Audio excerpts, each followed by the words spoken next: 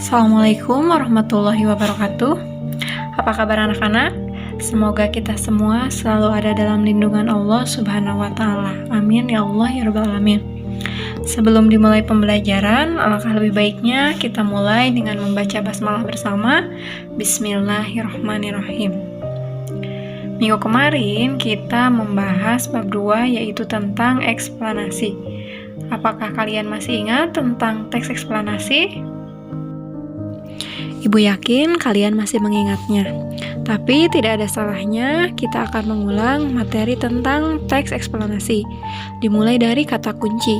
Ada 4 kata kunci teks eksplanasi, yaitu fakta, situasi, kejadian atau fenomena, dan ilmiah.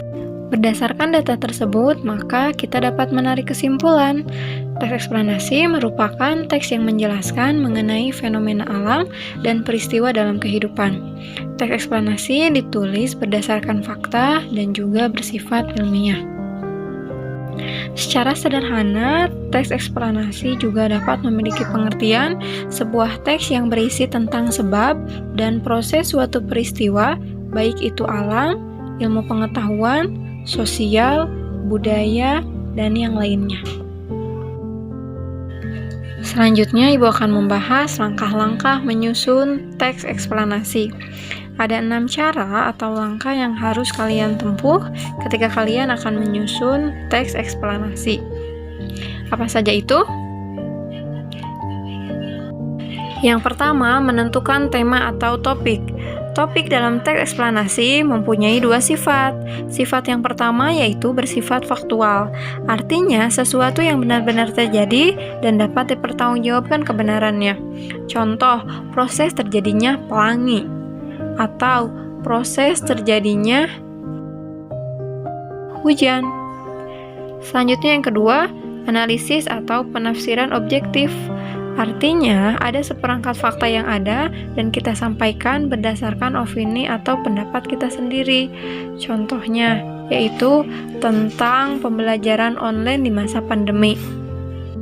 Setelah kalian menentukan tema atau topik, maka kalian harus melanjutkan ke tahap yang kedua, yaitu menentukan tujuan dari teks eksplanasi. Jika kalian telah menentukan tema yang akan kalian angkat itu adalah berkaitan dengan kondisi alam, contoh terjadinya pelangi, maka tujuan dari teks eksplanasi yang kalian buat adalah memberikan informasi selengkap-lengkapnya berkaitan dengan proses terjadinya pelangi. Selanjutnya yang ketiga, mengumpulkan data. Mengumpulkan data atau bahan sangat diperlukan dalam penulisan teks eksplanasi. Data atau bahan harus disesuaikan dengan topik yang telah kalian pilih tadi. Dan data tersebut dapat kalian peroleh dari buku, majalah, internet, surat kabar, atau dengan cara mewawancarai tokoh-tokoh penting. Setelah kalian melakukan tahapan yang ketiga, yaitu pengumpulan data, selanjutnya kita memasuki tahapan yang keempat, yaitu membuat kerangka teks eksplanasi. Pembuatan kerangka teks eksplanasi ini berkaitan erat dengan langkah yang kelima, yaitu mengembangkan kerangka teks eksplanasi. Bagaimana cara kita mengembangkan dan membuat kerangka teks eksplanasi? Terlebih dahulu, kita harus mengetahui struktur dari teks eksplanasi. Ada yang tahu apa itu struktur teks eksplanasi? Dan ada berapa struktur teks eksplanasi? Benar, jawabannya ada 3. Apa sajakah? Ke-1, bagian pendahuluan atau pernyataan umum.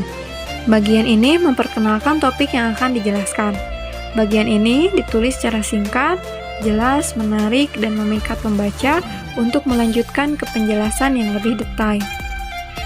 Selanjutnya, struktur teks eksplanasi yang kedua disebut dengan bagian isi atau deretan penjelas.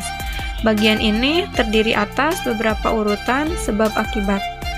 Bagian ini biasanya berisi hubungan bagaimana awal mula peristiwa itu dapat terjadi dan karena apakah peristiwa itu bisa terjadi. Selanjutnya, struktur teks eksplanasi yang ketiga yaitu interpretasi. Apa itu interpretasi? artinya adalah bagian penutup. Bagian ini berisi simpulan dan pandangan penulis.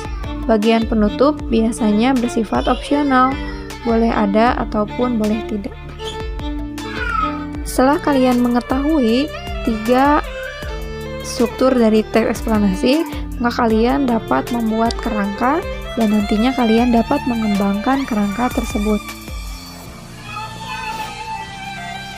Selanjutnya, kalian berada dalam tahapan ke-6, tahapan yang terakhir, menyunting teks eksplanasi. Setelah kalian membuat coretan-coretan berdasarkan data-data yang tadi sudah kalian kumpulkan, maka selanjutnya kalian harus mencatat dan memperbaiki isi dari teks yang sudah kalian buat. Itu yang disebut dengan menyunting teks eksplanasi. Bagaimana anak-anak? Sampai sini paham? Jika sudah paham, kita berlanjut pada tugas mandiri. Susunlah teks eksplanasi tentang fenomena alam atau sosial sesuai dengan langkah-langkah menulis teks eksplanasi yang sudah Ibu sampaikan tadi. Ingat, ada 6 langkah.